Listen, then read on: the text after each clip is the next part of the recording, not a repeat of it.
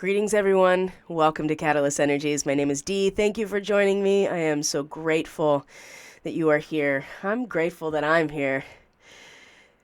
Welcome back, everyone. After a much needed vacation and a hiatus and some recovery time after said vacation, where I am still recovering, don't mind my congestion at this point. I am back behind the microphone. So it's been a little while. It's taken some time to warm up to get to the point where I can give this report, but I'm really happy to be back. In fact, as much as I enjoyed my vacation, you know that you are in the sweet spot. You are in the stream of your passion when you are on the vacation of a lifetime, enjoying every single moment of it. Even the challenging moments, you're still enjoying them and valuing them. And at the very same time, you are so excited to get back to what you love doing. How many people get to really say that? I don't really know. But I have you to thank for that, because if it wasn't for you, the Starseed Fellowship, of course, first and foremost, my gosh, you are holding down the fort and are consistent no matter what. I value you so much. And to those who are my regular subscribers, you've been with me a long time. You're always hitting the like button. You're always commenting, participating, sharing.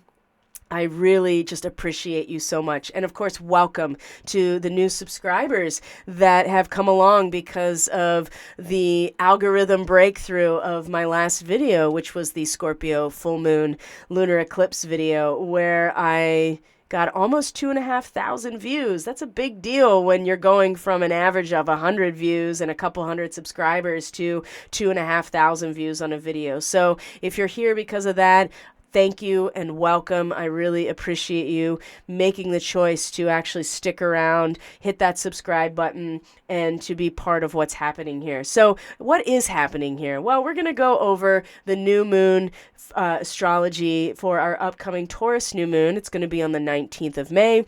As I'm recording this, it is the 18th of May. So it's right around the corner. I'm still recovering, but I knew that I needed to get this content out there for the new moon. So normally I'd like to have it out a little bit earlier, but it just wasn't happening. My body was not cooperating with where I wanted to be. I was ready to hit the ground running as of Monday, and my body was like, no, I have other plans for you. So I had to listen and really take some time to recover and decompress. So I appreciate everyone's patience as well in terms of getting back into the swing of things, and we'll be back to the Starseed Ministry starting this Monday and back on our normal routine. So we are having a new moon in Taurus. It is actually in conjunction with the Pleiades star cluster, and I thought, what a great opportunity to bring in the starseed conversation into one of these forecasts. So next month, when we have the Gemini new moon, we'll get back into the swing of that format, where each new and full moon will be addressing the sign that it's in. And so Gemini, don't you worry. Next month, you will get your new moon forecast, and we will move along with our usual format. But in the meantime, I thought this would be a great opportunity to introduce new people to my brand of starseed and galactic astrology, talk a little bit about the Pleiadian starseed origins, the traits that are associated, what it means to be a starseed, and then go over the specific astrology for the upcoming 2 weeks from the lens of a Pleiadian starseed. So you get an idea of how to read for it based on the astrology chart. We get to look at the basic astrology for the next 2 weeks for the new moon and really prepare ourselves to kind of come out of that haze of the eclipse cycle. So we're at our balsamic moon right now as I'm recording this and finishing up the lunar cycle that was characterized by 2 eclipses. So the time capsule is very much closed and set. The new and full moons were very intense and had the karmic overlay of the eclipses. Of course, that happens with every eclipse, and so there's plenty of content around that you can always go back and refresh yourself if you want to remember what this eclipse season was all about. But now we're coming back into our normal lunar cycles, where We are much more personally involved, kind of on the surface a little bit in terms of the lunar cycle, where the moon is mediating the release of the light of the sun throughout the lunar cycle. And it's a lot more personal, a lot more on the surface, a lot more related to our lived experience in the now moment. The thing about the Pleiades as a star cluster, the portion of sky where the Pleiades are and what that has traditionally meant in astrology is very difficult. And one of the things that I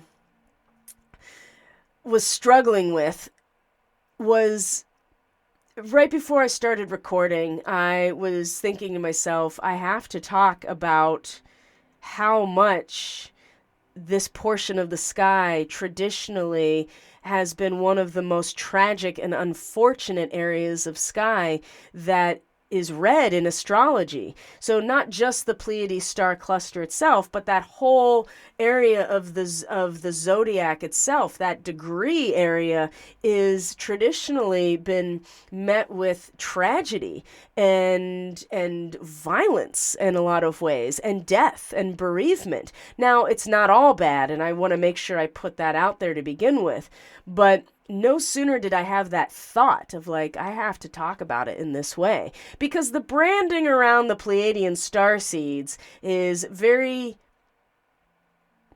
it's very specific, and I'm going to go a little bit into that so you understand how I come to the conclusions and how I do my starseed astrology, because there's so much information out there and there's nothing definitive about it. Nothing, right? The only definitive point in any of this is what you can objectively look at, which is the astrology, right? And really the astronomy, the Pleiades star cluster, where it's at in the sky, how it's related to our solar system, and how that relates to your own personal natal chart. That's the only real objective data point that you can point to. Everything else is a matter of interpretation, imagination, your relationship with the information, and all of those things are valid. I'm not here to pad your narrative about galactic origins, because that has nothing really to do with this. My focus with my starseed astrology in particular, and how we can weave that into this particular report, is how that particular starseed origin, that fixed star or number of fixed stars, how that relates to you, how it relates to your soul's architecture, how it relates to your natal chart, and what you're going to do with it here and now in these moments, right? As a person in this lifetime, in this incarnation, with these challenges, with these assets, with these abilities, whatever it means to you. So I may challenge you a little bit in terms of the way that I do galactic and starseed astrology, my interpretation of what it means to be a starseed, my interpretation of Pleiadians, right? It may really challenge what you have come to understand. You may have no idea what I'm talking about, and that's okay too, because you don't actually have to believe in the idea of a galactic origin to get any value out of a starseed astrology reading, because it has nothing to do with that. It has to do with this fixed star has a frequency, and that frequency has an impact on the bodies in this solar system that also have a frequency, and that frequency then comes and influences the individual and their frequency, and that has an impact on how you engage with and interact with your life and your growth and your learning and your own evolution, okay? So there's going to be a couple things that we're going to weave into this report, but ultimately we will get to the new moon and the transits of the next 2 weeks. So, sit tight. If you're a Gemini person, your new moon forecast will be coming next month when the new moon is in your sign. Taurus, I already did a Taurus report for you with the last new moon, because the eclipse was at the very last degree of Aries, and the sun was in Taurus pretty much the entire time, and still is. So that's why I gave the new moon forecast for the Taurus people in the last report. So If you are unsure, if you are curious and you want to know your starseed markings, if you've been waiting to get a starseed reading, maybe waiting for them to go on sale, you're in luck, because I am actually offering a discount on all of my starseed readings right now and the beginner starseed package. So the links to get to these are in the description box. They'll link you directly to the page in order to book them. So the Starseed reading, the Galactic Oversoul, the Starseed Synastry, they're all discounted. And the Beginner Starseed package, which is your whole natal chart, then the Starseed reading, and then a one-on-one Zoom consult, all packaged together into a comprehensive experience that covers all the bases. So the Starseed astrology is really another layer or dimension to that soul architecture that's truly like a fingerprint, an energetic, frequency-based fingerprint through the cosmos that comes in and gives you an understanding of who you are, what your challenges are, what your assets are, and how to make the most of all of these things. So one of the things that I think really challenges people, because there is so much out there about, you could just say anything about starseeds because there's nothing definitive about it, because there's nothing definitive you can say about it. The only objective definitive thing is the starseed marking, right? So one of the things that I've always asserted is that, of course, you don't have to believe in the idea of a galactic origin in order to get anything out of this starseed reading. So, but what you do get, and what I have found through my experience, is that the abilities that are inherent in all humans, right? So empathy, telepathy, precognition, the things that we consider quote unquote psychic, that we all actually have the ability to do, not just some people. What I have found, though, is that specific starseed origins will have certain of those abilities be more enhanced than others. I do see a pattern there. And so when we talk about this Pleiadian new moon, we're going to talk about the general traits that go along with being a Pleiadian starseed, just to give you an idea of how you would work with that in your own chart and in your own experience. And so what I will say is that the empaths tend to have the Pleiadian markings, because that tends to be some of the most prominent type of ability that goes along with the Pleiadian traits is a strong empath. Now, everybody's empathic. There's nothing special about you by being a starseed, okay? And I know that maybe that kind of hurts your feelings or goes against what you thought about yourself, but I'm not here to, this is not about saying I'm more special, I'm gifted. We're all special and we're all gifted. And let me tell you, all of my clients have the starseed markings, okay? We're not really that special. We are, though, gifted with certain enhanced abilities in certain areas that we have a responsibility to know how to use properly, okay? And that's what I think is the most important about understanding your starseed origins. Not that you're special, not that you have this special gifted galactic origin. It is the responsibility that goes along with having this particular soul architecture in your chart. That is what is the most important in my opinion and estimation. And that's what I work with my clients on, is maximizing their potential in terms of those particular abilities, right? So if you have strong Pleiadian, you might have strong abilities in this area. You have strong Arcturian, you might have strong abilities in a different area. And everybody has them. We all have them. It's just that, just like anything else, some people are more talented in certain areas than others, just like any other skill or talent, right? Same thing with these starseed origins and their abilities, okay? It doesn't mean that anybody's more special. It doesn't mean that everybody else is an NPC and you're not. It means that there's a responsibility to utilize those particular attributes in a way that maximizes them for the betterment of humanity and life in general, okay?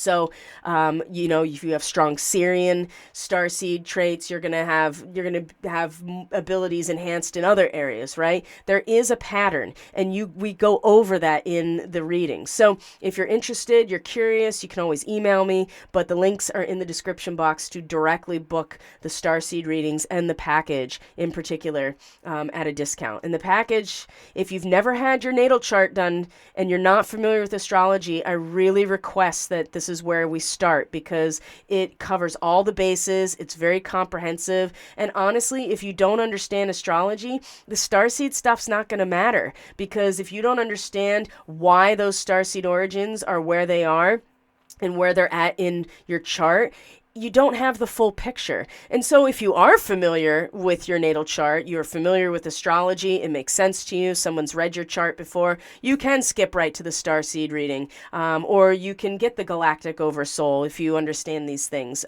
Absolutely. But I really request, if you are not familiar with astrology, that you go for the beginner starseed package, because that gives us time to really work together and for me to basically coach you into understand, through this process, so you understand why you're a Pleiadian starseed, why you have the Arcturian starseed markings, and where in your chart they are, so that you understand how best to utilize those enhanced abilities that we all have. We just all have them in our own unique configuration. And I think that that's amazing, right? I like that. I like the fact that we all have our own unique blueprint, and it's a matter of understanding our own blueprint so that we can maximize our potential. That's what I'm all about. So, without further ado, let's get into the specifics of this forecast, shall we? Because I really want to get into the astrology itself, but there's a couple things here that I want to go into so that we can understand what we're even talking about. So, we are looking at the Pleiadian star cluster here. That's what this image is. And if you were to look up in the night sky and to find the constellation of Taurus, you will find the Pleiadian star cluster very easily visible in the shoulder of the bull. Okay. So the other thing I would like to share with you is just from my astronomy software, how tightly conjunct the sun right now is to the Pleiadian star cluster. So here it is on the astronomy software, this little blurb here. And the sun here is not only coming into alignment longitudinally, up and down, but also in declination or horizontally, right? From left to right, right to left. So it's in a very tight conjunction as well currently. So you can even see the date here, May 18th, 2023. So I wanted to show you that as well, is that it's coming into very close alignment in terms of our view, at least my view, where I'm at on the surface of the planet. So that's the astronomy connection.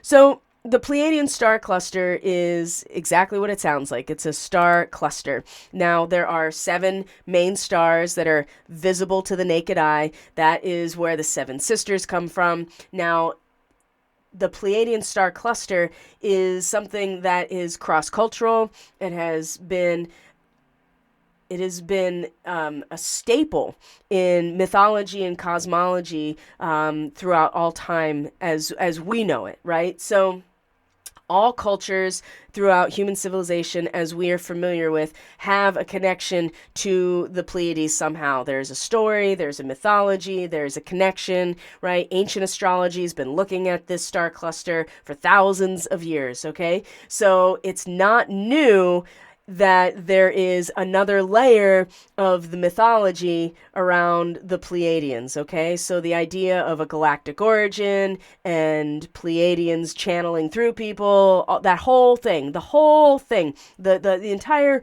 branding of the modern branding of the Pleiadians is not new. It is just the next iteration based on our culture and our historical time period of the connection of the Pleiades to humanity. It's been connected to humanity for as long as we have understood ourselves. So, and that could be as simple as how visible the Pleiades star cluster actually is. So, and I'm not here to I'm not here to speak either way to what is exactly going on, because that's not the point of all of this. The point is to understand how the frequency of light from the Pleiades star cluster influences you as a frequency-based being in the here and now, and especially in your birth chart, because that is, in fact, your soul's blueprint coming into this incarnation. And the frequency from the Pleiades star cluster, if you're Pleiadian, Pleiadian starseed, or any of the other fixed stars, are going to have an influence on you. So the main traits that go along with being a Pleiadian starseed. Now, before I get into that, let's just, so in case you're like, well, am I? I don't know. And just to give you kind of the quick and dirty here,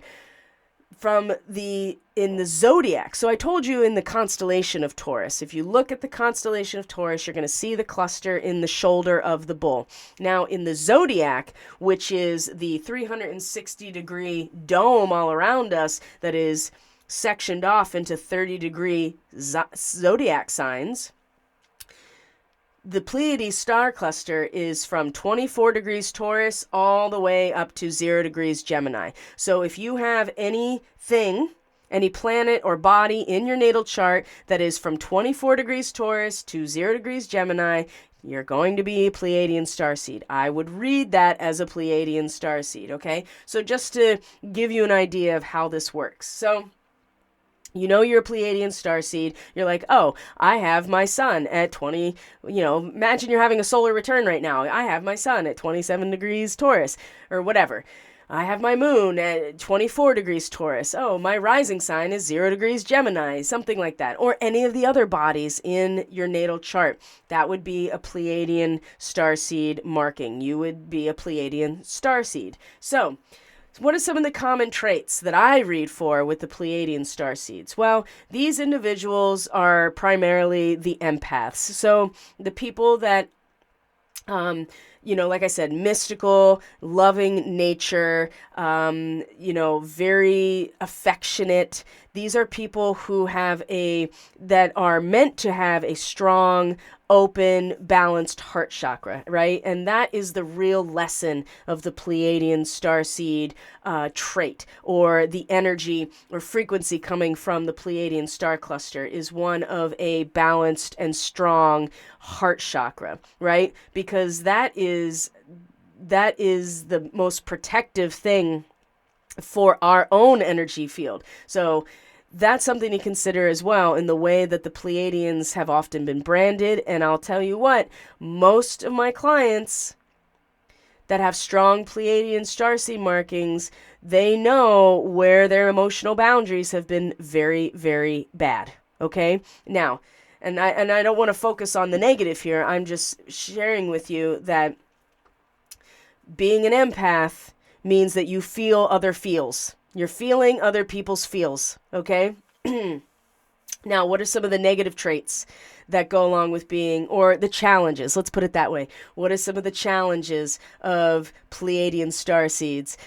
They tend to have poor emotional boundaries. They tend to have a lot of food sensitivities, right? They tend to, be empaths in a way where they are just mowed over by narcissistic people, okay? So Pleiadian starseeds, in their efforts to be open, in their efforts to be empathic, they tend to have really bad emotional boundaries, and they tend to be very easily influenced because of these poor emotional boundaries. Hence the food allergies and sensitivities. Hence the influence of narcissists in their lives, okay? So, and that's because they're unbalanced. It's not because it is necessarily they're just resigned to be the doormat of the starseed world, because that's not what it is. It is because there's lack of balance, right? Because it is about balancing the spectrum. So other traits that go along with Pleiadian starseed people are that they tend to defy traditional gender roles, because there is a seamlessness in which individuals are able to span the spectrum of gender. And so there tends to be a pushing of those boundaries a little bit, or defying the roles associated with gender. And I do see this quite a bit in my clients as well. People who have strong Pleiadian starseed markings, and especially depending if you got Venus or if you have Mars in particular, you can see that also play itself out. But they tend to not fall into those traditional roles as easily. So there is something about balancing the spectrum of duality, which is also, again, part of this heart chakra that is meant to be balanced. It's not one side or the other, it's both at the same time. So one of the traits that seems to be lost quite a bit with most Pleiadian starseeds, which is how they get into trouble, is the warrior tends to fall by the wayside, right? This is how you get the empaths that are constantly being mowed over by the narcissist, or they have terrible emotional boundaries, right? And they get sick a lot. That also happens if you have a lot of food sensitivities or you get sick really often. It's because your boundaries are really poor, and your energetic boundaries are coming from a strong heart chakra. And so when that heart chakra is not strong and balanced, or it's out of balance because it's either too much on the feminine or too much on the masculine, you're not balanced, and something is usually going awry in that way. So what I have found is that people tend to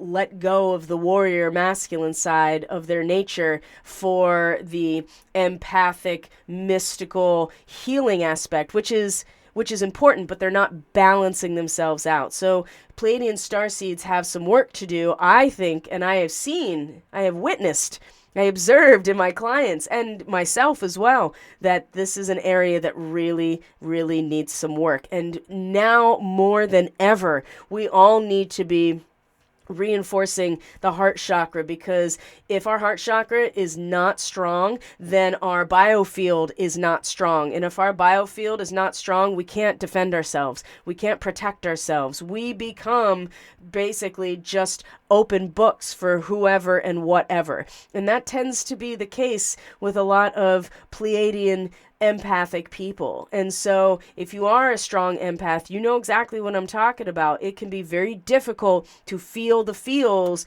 and not take them on as your own. So there's a lot of work that needs to be done. However, Pleiadian starseeds are incredible healers. I find that Pleiadian starseeds make really good energy healers, body workers, nurses, things of that nature. And they really strongly utilize sexuality as a healing modality. And that works really well when you are very aware of your boundaries, and that physical affection is a manifestation for love, right? When those things are intact, it is absolutely magical. When those things are not intact, this is where attachments happen. And I'm talking about, entity attachments, that whole thing, right? Like being taken over. Your energy is just leaking everywhere, right?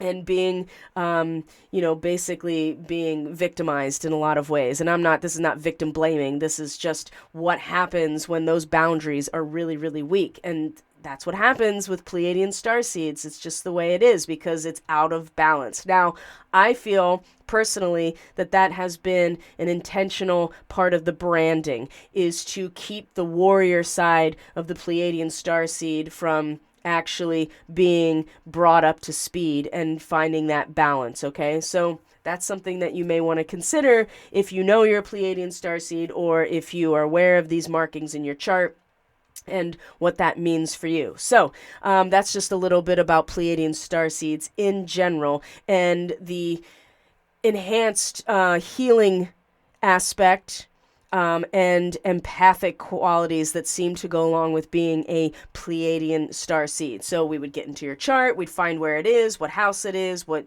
planet or body is connected to it, what else is going on around it, and then you start to see how you can use these designations as a way to understand yourself better and to utilize those abilities with conscious intention rather than just being basically led around, or having your boundaries constantly violated because they're not strong, right? And there's a lot of reasons for that, and part of that is just being an empath, right? When you're feeling other people's feels and not having good boundaries for yourself, you'll tend to want to fix the situation so you don't have to feel the uncomfortability or the uncomfortable feelings that other people are feeling because it's uncomfortable. But when you have strong boundaries and that heart chakra is really strong, oh boy, there's just nothing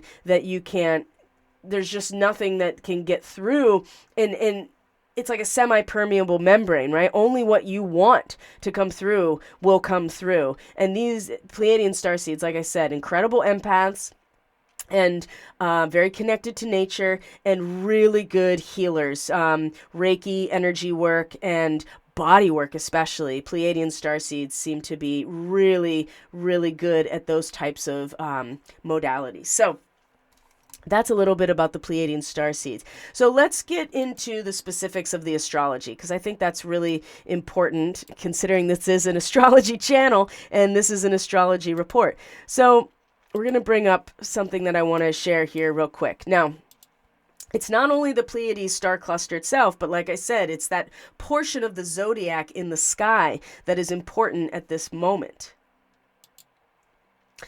So you saw that the sun and the actual cluster itself are very close right now. So that's a good thing. Now, in that same longitudinal area, there is another fixed star called Algol, which is the head of the Gorgon or Medusa. So this is the constellation of Perseus. And, if you have astronomy software, anything like that, or even just a basic search on the internet, you can look it up and get an idea of the distribution of everything. So, but here is Algol. Now, Algol is a fixed star, like I said, in this constellation of Perseus. Most, if not all of us, are familiar with the story of Medusa, who she is, how she became who she is, and what Perseus has to do with it. So Medusa, as a Gorgon, she was a beautiful maid. She was raped by the god Neptune in the temple of Minerva. And that pissed Minerva off, so she turned Medusa into the Gorgon, which is this hideous beast and has snakes for hair. And her looking in the eyes of the Gorgon turns any living being into stone. And so Perseus comes along and chops off the head of Medusa and is able to use the head of Medusa to subdue the Kraken, save Andromeda. They live happily ever after. Right. So there is, before I launch into this, there is that positive streak here with this star, okay, which is that it does actually show that there's a way to utilize and release our trauma and the toxicity of our trauma in order to address bigger issues in our life, okay? So I just want to make sure that I put that out there before I start launching into Algol, because the thing is that Algol and this whole portion of the sky in ancient astrology is one of the most tragic and violent stars in astrology. And I can't talk about the Pleiades without talking about its connection to death and its connection to tragedy, its connection to unfortunate circumstances, and truly bereavement. So one thing I have noticed too with Pleiadian starseeds in particular is that their capacity for being a death doula, right, and to be a bereavement counselor is also really strong, because that empathy allows, I just got a big hit on this one. And I mean, I've already known that, but I'm feeling it right now really strongly.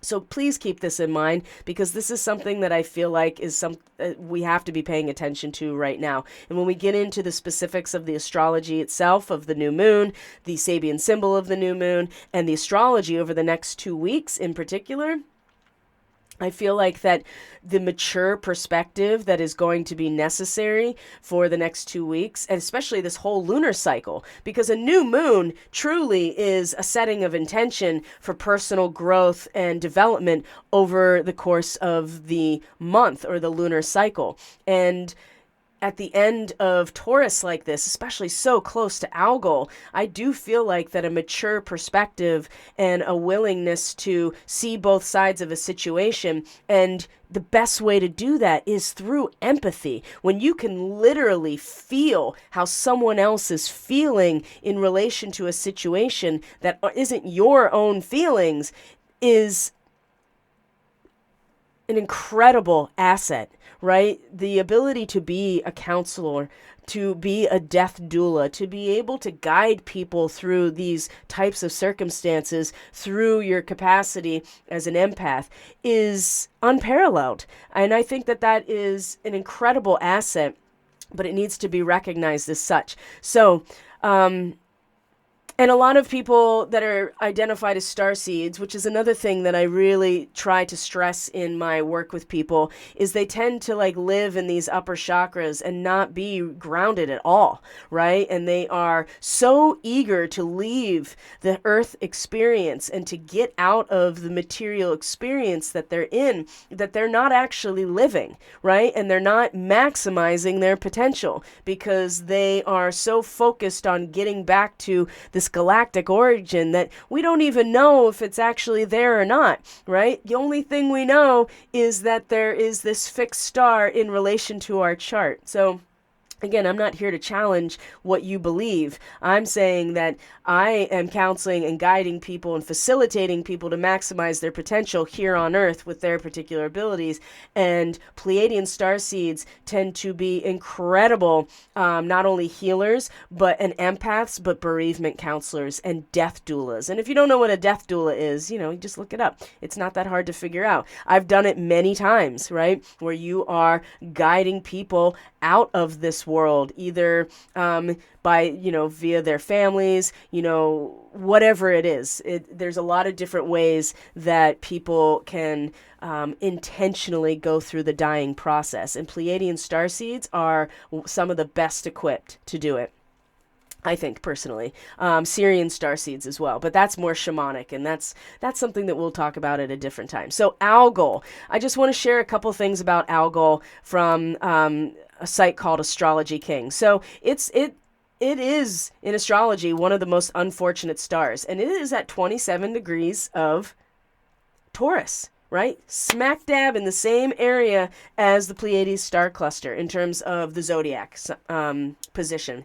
It has received a strong association with violence across a wide variety of cultures, and is one of the most unfortunate stars. It's dangerous, and it has a lot to do with misfortune, mob violence, decapitation. I mean, clearly the beheading of Medusa is a big part of it. It is the most evil star in the heavens, the demon star in some ways. Now, Algol is also a Bohemian fixed star. And its image, like I said, is a human head cut off at the neck. It gives success to petitions. Now, this is where there's something to be said here. It gives success to petitions, makes the wearer bold and magnanimous, preserves the body, protects against witchcraft, and turns evil and spells back upon who work them, okay? So if you think about take out all of the woo-woo magic spell stuff and just think about how your heart as an electric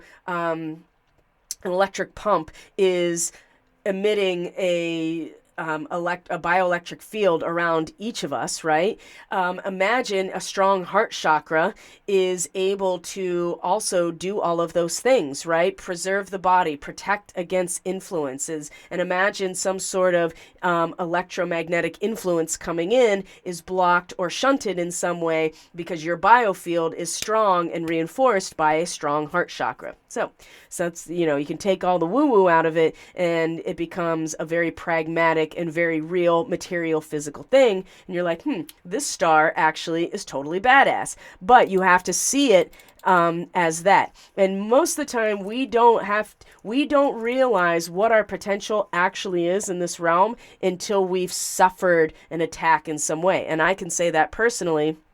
because I am a survivor of electronic warfare and have been surviving it since the mid-90s. And so it wasn't until somewhat recently that I realized just how powerful I actually was in being able to protect myself from these influences, quite literally. And that comes from having a strong field. So the fact that Algol also is, yes, it has all this negative connotation of being the demon star, but it also is able to protect against it and makes you bold and magnanimous and turns things back, right? You can, full duplex.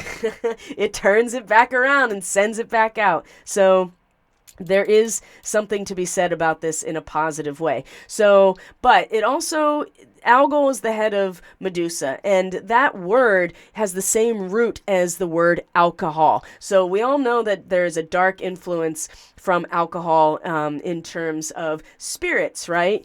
And there is a destructive action that goes along with alcohol consumption, depending on the person and what's going on in their lives. So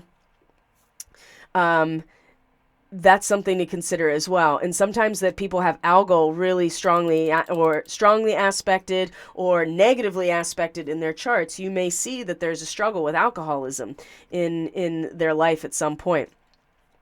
So Algol is also an eclipsing binary. Well, it's actually a triple star, but the two of the stars are, one of them's eclipsing the other on a very specific schedule. So every 70 hours, the luminosity of Algol will dip and will be more dim for about 10 hours, and then it'll go back to its normal luminosity. So that happens on a regular basis as well. And so that's something that people would look at and be like, oh, that's a bad thing. That's a bad omen. So, and they would not initiate things. The ancients would not initiate things like militaries and stuff if the light of Algol was weak. They would wait until it came back to its full luminosity before they initiated some sort of military campaign. And then, in spite of its appreciable distance from the ecliptic, right? So you saw that the Pleiades star cluster is very close to the ecliptic because it's very close to where the sun is. Algol is very, very far south. It's very strongly felt, and it's very disastrous. I mean, it's a consistent pattern for thousands of years that with this star, that there is some sort of disaster that usually goes along with it. So primitive natives will be of the base mind with an inclination to brutality and violence, especially when Algol is found together with Mars or Saturn, blah, blah, blah. This is all Astrology King, and you can just look this up for yourself. But as everything has two sides, now this is the segue into the actual astrology itself. I want you to listen. As everything has two sides, it has to be said that high spiritual rays are emanating from Algol also, but only those human beings can receive them who have already reached high spiritual development. Or maybe instead of saying high spiritual development, mature perspective. So when you have a mature perspective, you are able to get the higher spiritual aspect of Algol as opposed to the dangerous, violent, destructive aspects, okay? Even then, it has to be noted that those particular persons will have difficulties and obstacles in their way. And I will tell you that there are quite a few things in the astrology this next 2 weeks that are going to also put some difficulties and obstacles in the way. So be prepared, because the new moon essence and the intention we really want to come into over the next 4 weeks is to have a mature perspective in order to understand what is going on. And that may mean that many people will have to be faced with the corresponding but opposite perspective and that may be very difficult. That may be an obstacle, and they have to use energy to overcome these things. And if their endeavors fail, there will be strong counter forces present. So I know it's going to be, even before I even looked at the astrology, just coming back from my vacation and just kind of settling back in, even when I was sick, I was just like, it's going to be gnarly. It's going to be gnarly the next couple of weeks. I mean, it's not even the eclipse. I mean, the eclipse was just like putting things in a time capsule. It is post-eclipse that seems like it's going to be the real struggle here. So what else do I want to say about Algol? Yeah, just that it's the most disastrous and tragic star, but it's very south of the ecliptic, right? It's not going to be nearly as close to the sun and the new moon itself as the Pleiades are. And I think that's something that is worth keeping in mind as well. So using those Pleiadian traits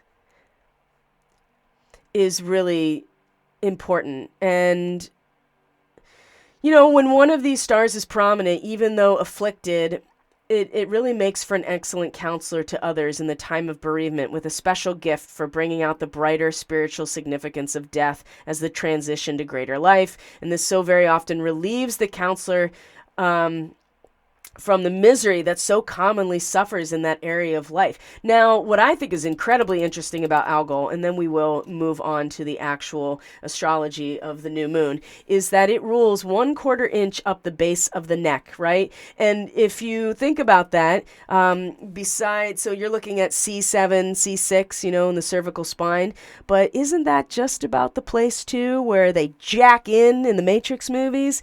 I think that's very interesting as well. So I know that we kind of went off on a strong tangent here, but I don't think it's a tangent at all. I think it's actually really relative to what's going on right now to understand that although the new moon is not going to be aspected in terms of its declination to Algol, it's very much in longitudinal alignment and going to be influencing us over the next coming weeks for sure. To have the new moon be right here like this is very telling. It's very, very telling.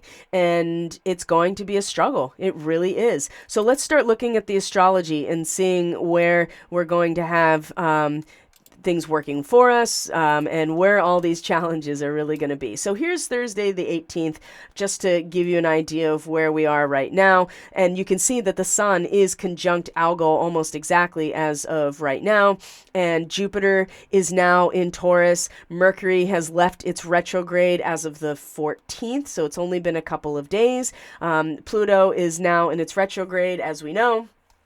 And Mars is going to leave Cancer during this time and is going to come into Leo and be in an opposition to Pluto. The other thing that's going to happen is that the sun is going to come into Gemini, and that's going to be conjunct Alcyon, right, which is the main star in the Pleiades star cluster, and is going to trine Pluto as well. So I'm going to go over those things as we go through this. So, and I really appreciate everyone sticking with me. This is probably not the best of my forecasts and reports. Like I said, I'm a little bit out of practice. It's been a couple of weeks. I still have fuzzy brain because of all this congestion, but I think we're getting to the main issues here, which is the new moon conjunct the Pleiades and all of the energy that surrounds the Pleiadian star cluster, the energy of Pleiadian star seeds, and what those assets really are and how to make the most of them, to be realistic about the challenges of Pleiadian star seed origins, which is being so empathic and so loose in your boundaries that you don't have any, and that you end up getting very sick. You end up taking on more than that is yours, and not realizing it. And that you have a lot of sensitivity to things that you don't need to be sensitive to.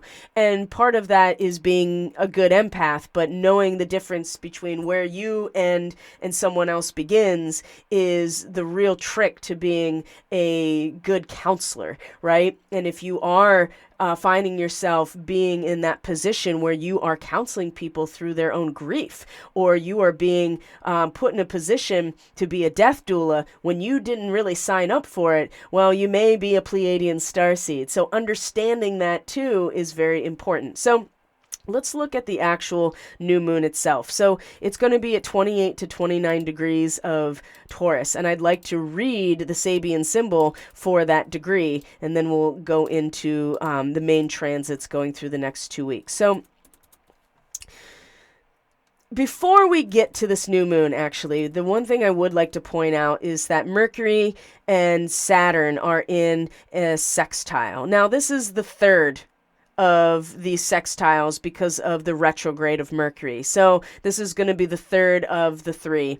And whenever Mercury and the Saturn come into a sextile, which is a 60-degree angle, there is an opportunity for clear thinking, good judgment, and increased concentration. It's a good time to make long-range plans, to sign contracts, to make long-term investments, because there is good judgment. You have the stability, responsibility, and maturity of Saturn, especially in the position of Pisces that it's in, which is about really being only true to yourself. And I'm not saying true to yourself in terms of an individual. I'm saying as a child of God, as a spiritual being. No matter what happens, you are remaining true to that part of yourself. And Saturn is unyielding. So this is actually a really good placement for Saturn to be right now, as long as you are able to maintain that. It doesn't mean it's going to be easy. It doesn't mean you won't feel isolated. It doesn't mean there won't be challenges. Oh my gosh, there will be challenges, my friends. There is, I'm telling you. I mean, I would be shocked if there wasn't. And even if they're peripheral to you, right? They're going to be people that you know, people that you're close to, people that are in your community, people that are in your networks are going to be suffering and really challenged. Saturn in this position in Pisces, not only is it Cygnus Starseed, which I don't have time to go into right now, but for those who are Cygnus Starseeds, you know what I'm talking about. I mean, to have Saturn here, it's just like, it's unyielding.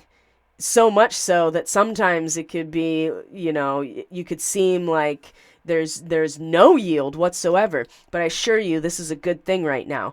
And then you have the Mercury aspect now moving direct, which is, and it's come over this point a number of times. So there is finally some clear thinking about something that maybe had to be gone over a couple times in terms of investments, in terms of resources, in terms of what is valuable to you. Clear thinking, good judgment, good memory, ideal time to sign contracts and make long-term investments, okay? This is coming right as we are coming up to this new moon. So in my estimation, it feels to me like this is an opportunity right as this new moon is about to happen to actually get our heads on straight truly about what is valuable to us, what matters to us, our investments, our meaning, and material assets, right? Those Taurus types of things, okay? And the way we think about them, or our mental energy being an asset, clear thinking and good judgment actually being something of value to us. So, and the degree is amazing. 6 to 7 degrees Taurus is the woman at the well, right? And we know that story. That is the woman at the ancestral well, the Sumerian woman who Jesus directly revealed himself as God to her. He didn't do that with anybody. Maybe Mary, maybe, right?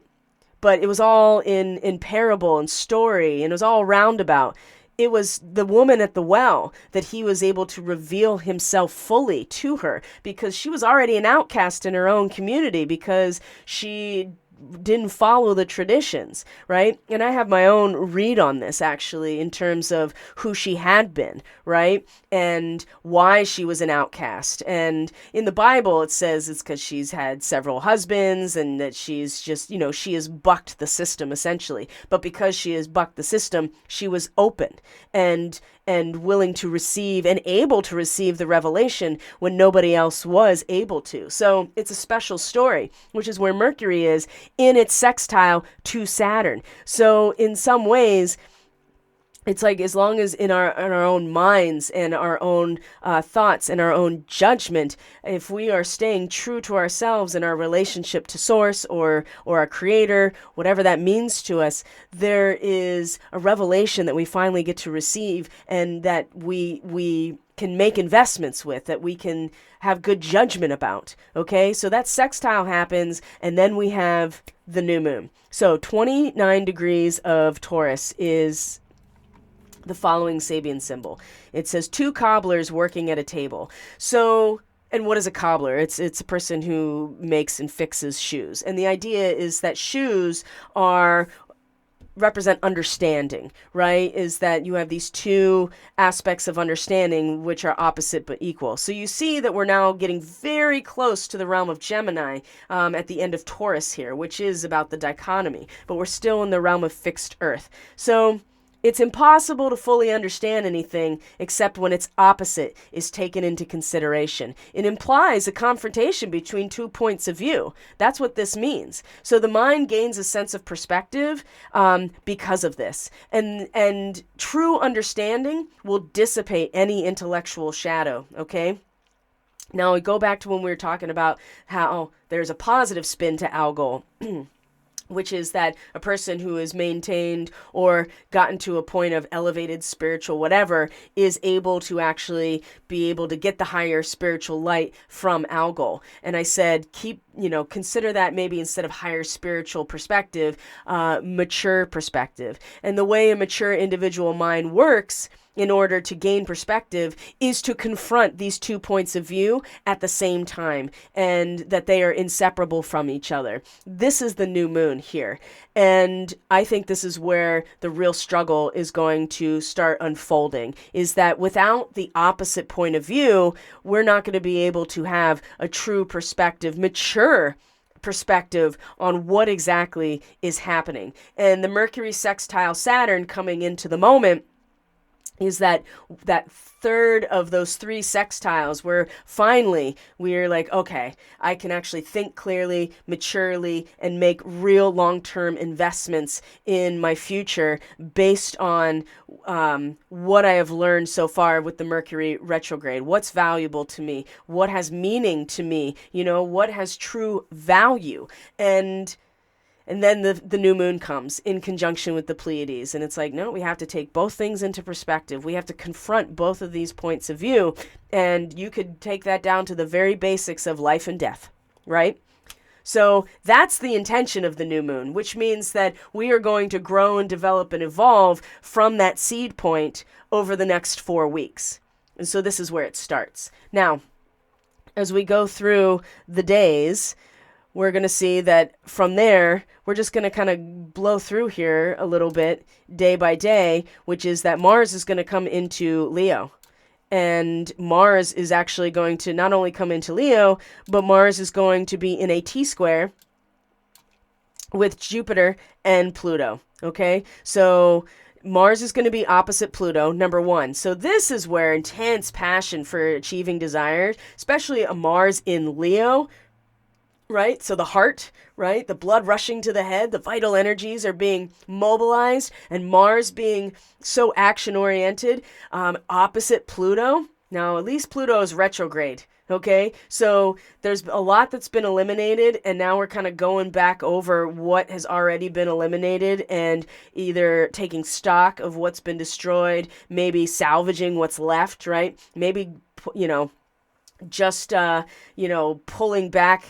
pulling back all the debris and cleaning it up. Whatever it is, Mars opposite Pluto is really intense. And so people go to great lengths to achieve victory because Pluto is about power and Mars is about action, right? And they're in opposition to each other, and they both rule Scorpio, which is where the South Node is too, showing where the karmic history, where we're coming out of, the tail of the dragon. So there's powerful and primal energies that are really they're gonna activate fight or flight, okay? You can really see this happening too.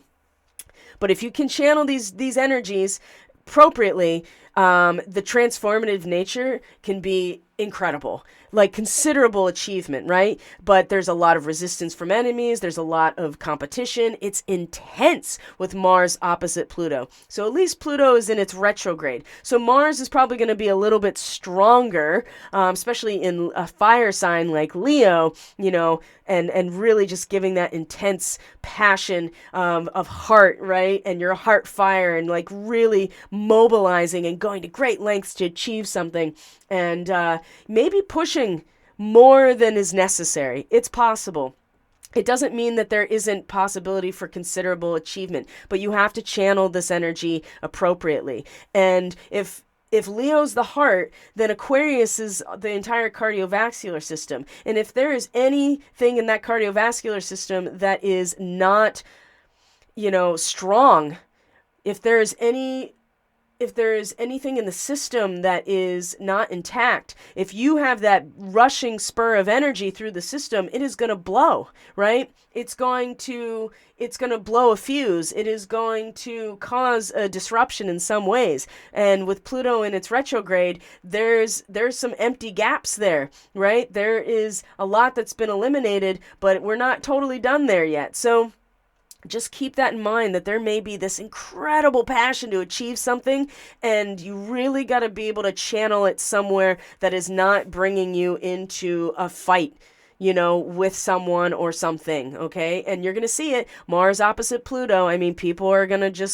they're going to get really intense, and they're going to channel that primal energy into some sort of either fight or flight, okay? So just be aware of that coming out of this new moon. So that's on the 20th into the 21st. Plus, it's in a T-square to Jupiter, and just about creating a grand square, but the T-square in particular showing that the energy is really pulling back to now Jupiter in Taurus, right? Taurus being fixed earth, being, your pure spontaneous energy, uncontaminated, like a clear mountain stream, right?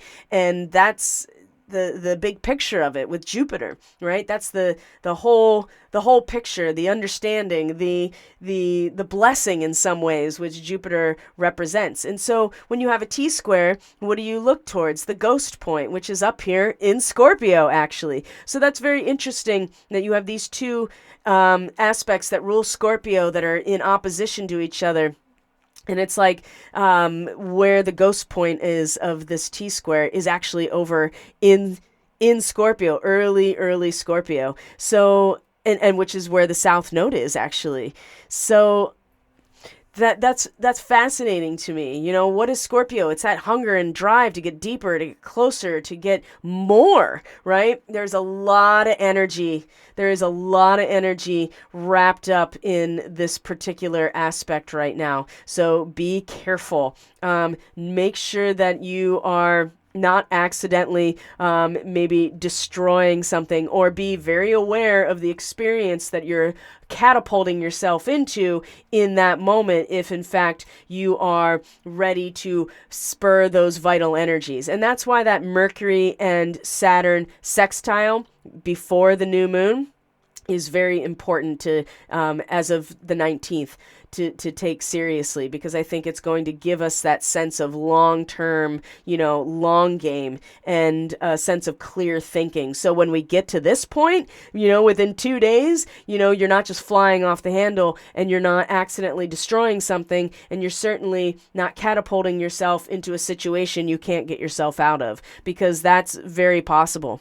Absolutely. Now, at the same time, the sun is coming into Gemini, and it's in a trine to Pluto. So this is also just as intense. So what does that have in store for us? Well, 1 degree of Gemini, or 0 degrees Gemini, is that glass bottom boat, right? Where you have full view of the submerged psychic or submerged unconscious, right? Of the collective mind, but you're not completely consumed by it. You're not drowning in it. You have that glass bottom boat. You have your own consciousness that is like a barrier in some ways.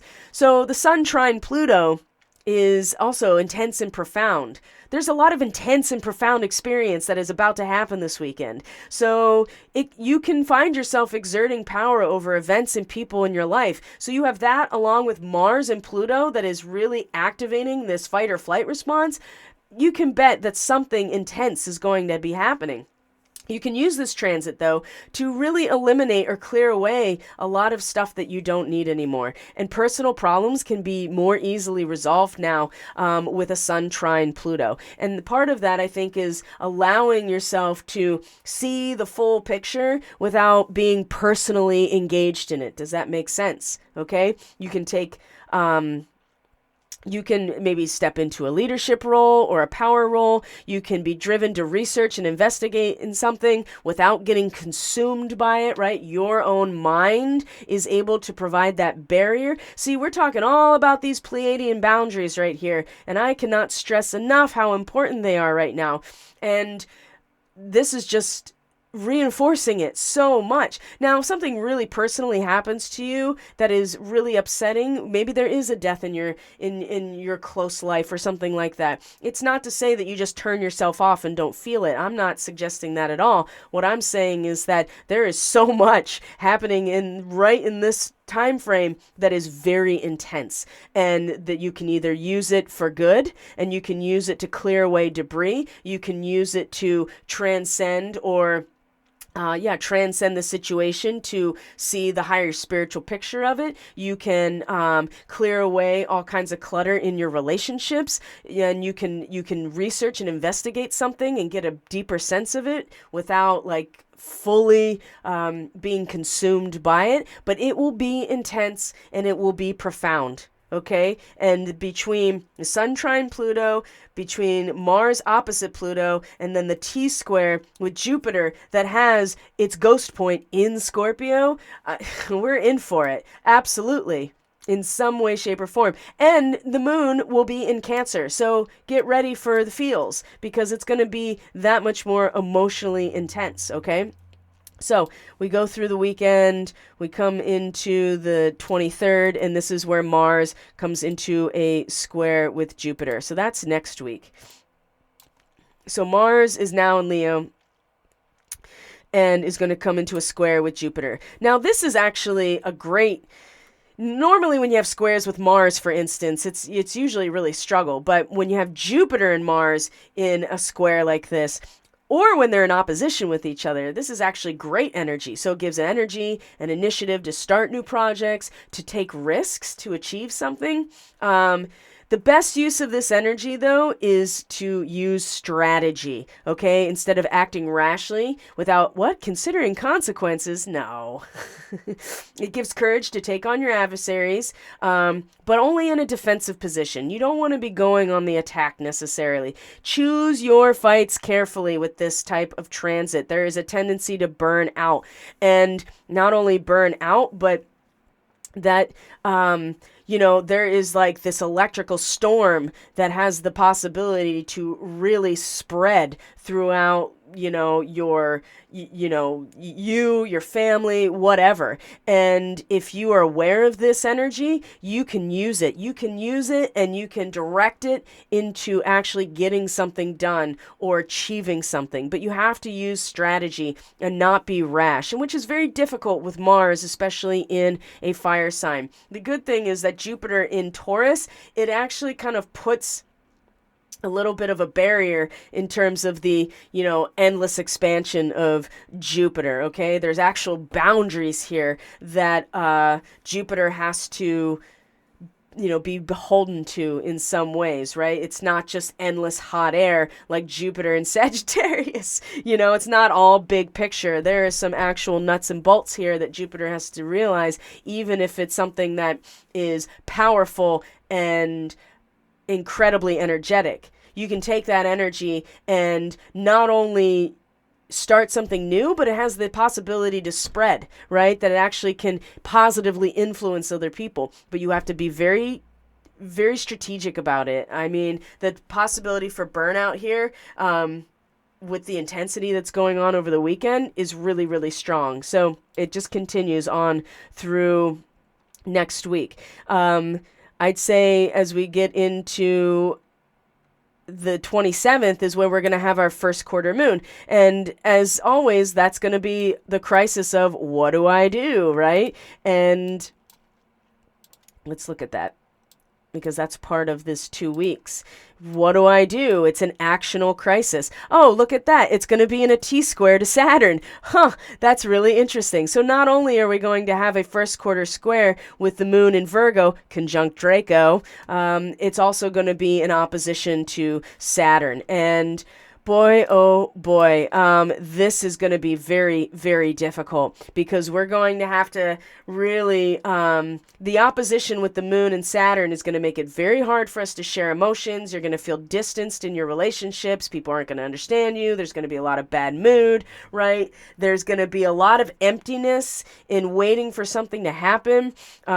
There's going to maybe feeling very disconnected from source in that moment, right? Which will lead people to act out in other ways. And then you have the square with the sun in Gemini that is also really leading us to identify with this very fundamental cooperation with life, right? It's like a well with the bucket and the rope. It's all right there, and the rain fills the well, but you have to actually go and fill the bucket. And there's something here that is going to be really difficult. It's going to be like, do I seize the moment here and put the well or put the bucket down into the well? Am I waiting for the right moment? When is the right moment? And then not feeling like you can even talk to people or feel connected. There's going to be a lot of feeling very isolated and distant and disconnected from people. That is going to emotionally influence people into possibly trying to manipulate their environment to get what they want or get the attention that they want, right? And I think what we'll really get out of this is, well, what do I do? What do I do in this moment, right? We all know that this lunar cycle begins with this idea that we need to confront 2 points of view. Well, this is going to be that moment where it actually happens. The first real challenge to this of confronting 2 points of view, confronting each other and what we do about it and how that makes us feel and how we find our sustainment and our sense of identity with life as we are dealing with this and what to do. There's just so much challenge in this astrology. And then from there, the next day is the exact square with the sun and Saturn. And I will tell you what, that this is a very, very difficult transit. It tests your ego so much. The Draco, in terms of Starseed origins and what that represents, the Draco they went sideways because they wanted to bear fruit for the sake of themselves and not for the sake of, the harvest, right? And that leads to some very unnatural types of things. And I think that first quarter square and that T-square is going to kind of have us really identify, what stirs our heart really, what gets us going, like what gives us a sense of real meaning and purpose in life. And the Sun square Saturn is going to test it even more, right? It presents tests and challenges. We can get depressed. We can get pessimistic. It really tests our character. Absolutely. Do not expect to feel lighthearted and happy. And authority figures are not going to make it easy on any of us, right? We have to show patience. We have to show determination. We have to show a strong work ethic. And of course, patience and determination seem like they're also very Virgo types of qualities, which is where the moon is. You may experience rejection, isolation, sadness. This is going to be a big part of next week coming into Memorial Day weekend. Get the hard work done, right? You may not get the accolades that you're looking for. Nobody's going to pat you on the back necessarily, but that means you still have to keep doing it, and you will have overcome a major stumbling block. It's about putting the work in and knowing that this test of character is part of overcoming whatever your big stumbling blocks really are. And while the moon is in Virgo, I feel like this is a perfect time to do that type of stuff, right? And then we're going to come into Memorial Day weekend, and we come into the 1st of June, and this is where Jupiter is in a conjunction with the North Node, which I think is finally going to, show us the pot of gold at the end of the rainbow here. It's going to be a tough 2 weeks. Whatever for somebody, it might be for all of us. But Jupiter meeting the North Node like this, I think, is going to be like, okay, the pot of gold. The big picture is now about where we're going and how we get there, and realizing it's not the destination, it's the journey type of thing. That is going to be revealed to us by the time we get on the other side of Memorial Day here in the United States, which is Monday the 29th. And so by the time we get to Tuesday the 30th, then Jupiter and the North Node come into conjunction. It'll be like, oh yes, the big picture is now coming into view, and it's not the destination, it's the journey to the destination that is the real treasure. You know what I mean? And that's where we're all being pulled in order to evolve right now. Again, you have to have both perspectives in order to truly understand something. And that is painful if you haven't gone through that before. And even if you have, it's still painful to have to go through that other side. And maybe the thing is, maybe it's all been terrible up to this point, and you finally get to realize what it's like to be on the other side of it. And that puts you in a position to actually be a guide for other people, to be a source of hope for other people, to be that empath for other people, be empathic, realize that other people are suffering. Maybe you're not, but you have before. And that also allows you to really be in a position of, as a healer, a facilitator, a guide, a counselor, right? Those bereavement counselors. It's going to be intense. Wow. And then that's on the 1st of June. And let's see here. And then the moon comes into Scorpio. Venus and Neptune are going to come into a trine. Oh, that's going to be quite lovely, actually, when they come into a trine, as Venus comes into the last degrees here of Cancer. And that's going to be a very lovely type of moment. And then we have our full moon on the 3rd, which is going to actually be in Sagittarius. Let's go back here so I can show you where it's going to be at 14 degrees Sagittarius, which for some of you, you know exactly what this degree is. It is the Great Attractor.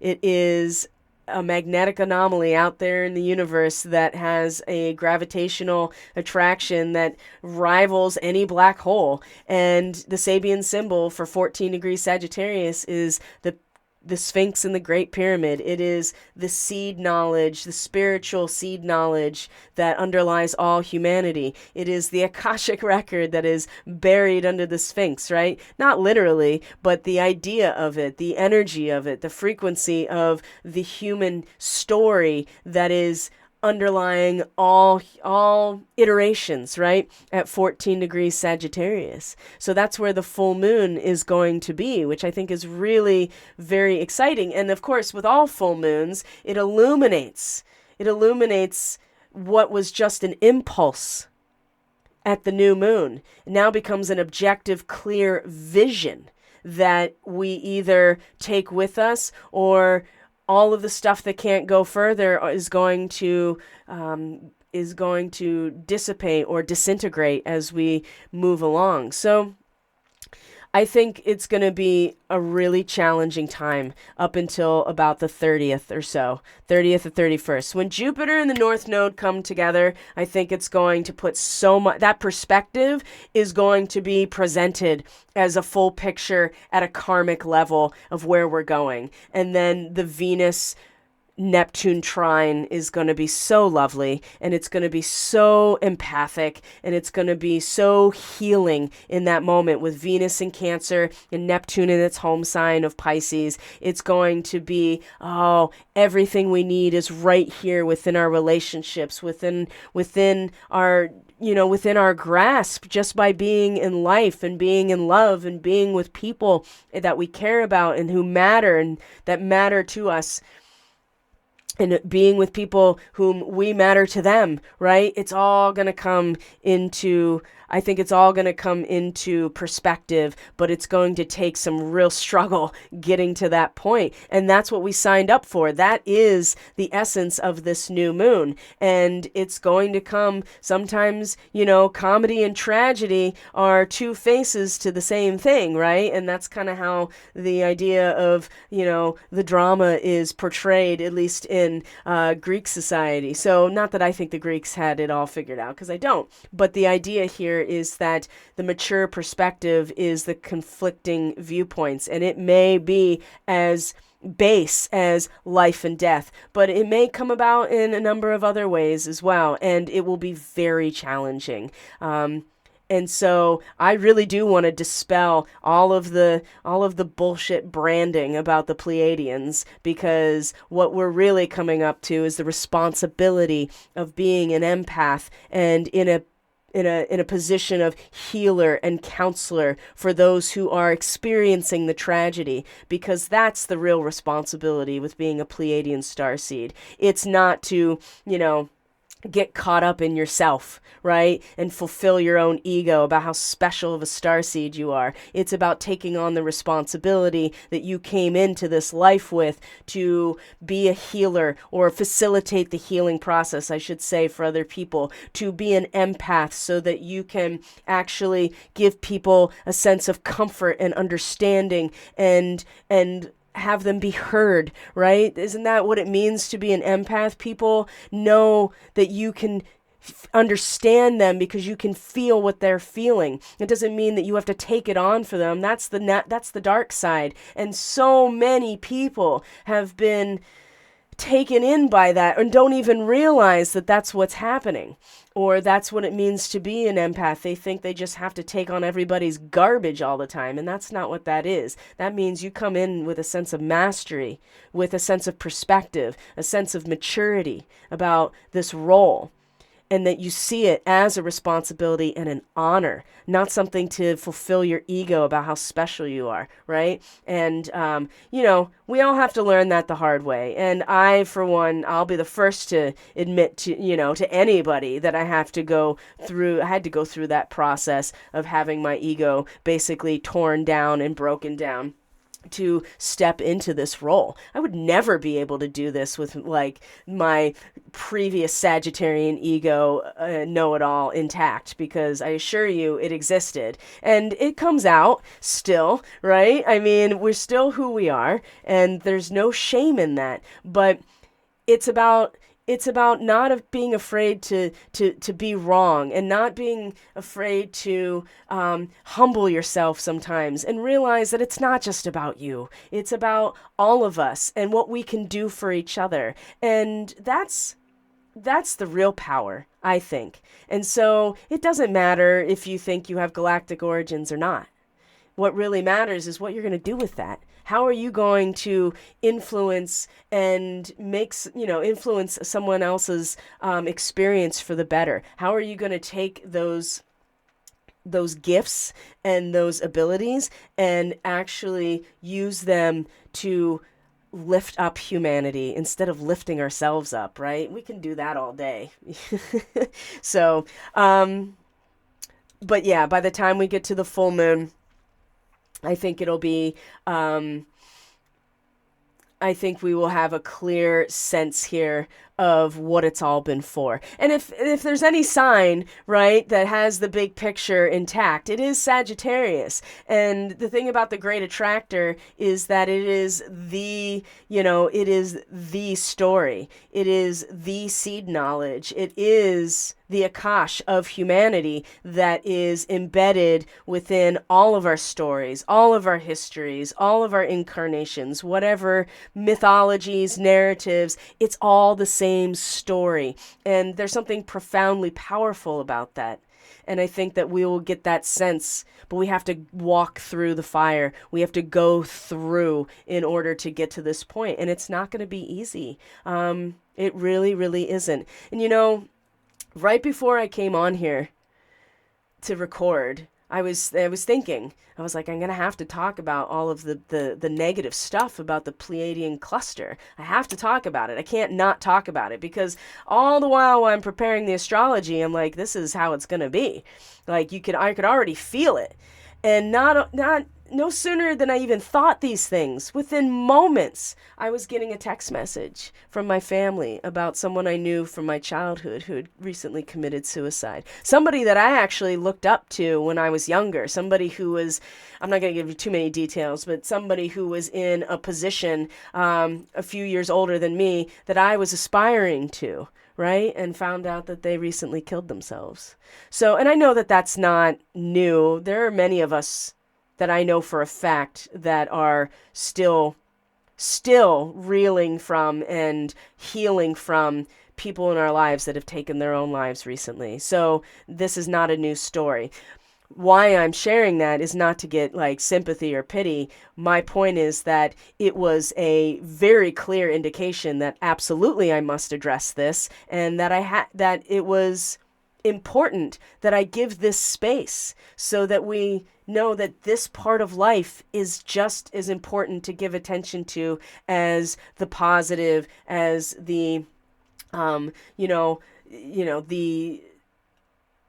the joyful, right? I just went on this like this vacation of a lifetime, full of incredible memories with my family, right? Things that'll never be recreated, things we'll talk about, inside jokes that we'll talk about for the rest of our lives, right? But you have to have both perspectives in order to fully understand the value and the enormity of any situation, including life itself. And so I just want people to be prepared. And if it's not happening to you directly and you have Pleiadian starseed markings and then you know that your job and your responsibility is to step in and to utilize those gifts to uplift the people around you. Okay? Because that is what we're all here to do. We're all here to walk each other home. And sometimes we need more help than others. And our role as starseeds is to take the responsibility of those abilities, those gifts, and to use them for the betterment of all of us. That's what it's for. So, my friends, thank you so much for being here. I truly appreciate each and every one of you so very much. Thank you for bearing with me.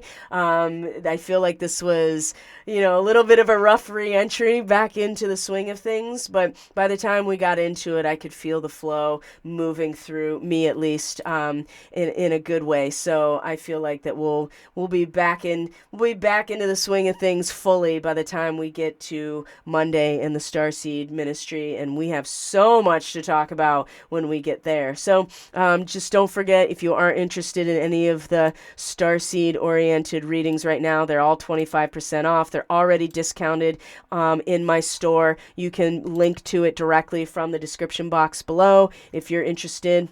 Remember, if you haven't had any astrology before, I really recommend the Beginner Starseed package at a discount. It's a huge steal as far as I'm concerned in terms of the time that I put in to the readings, and it's very comprehensive. You walk away having a very strong sense of all of these aspects in your chart and how to move forward with that information, right? And that's the important thing. I want you to walk away knowing how to read your chart, what the starseed markings actually mean, and then you can start paying attention to and following the regular astrology and be like, oh yeah, that's where this, that, and the other is. Oh, this is what she's talking about now. I should pay attention. Oh yeah, I'll go back and listen to that again. And because you'll have the recording for as long as you want it. So you can always go back and listen to it over and over, and you'll always find new things. I assure you. That's one of the things people talk about all the time. So, all right, my friends, thank you for being here. I truly appreciate each and every one of you. I'll see you on the Starseed Ministry on Monday. Have a great weekend. It's going to be okay, guys. It really is. I'll talk to you soon.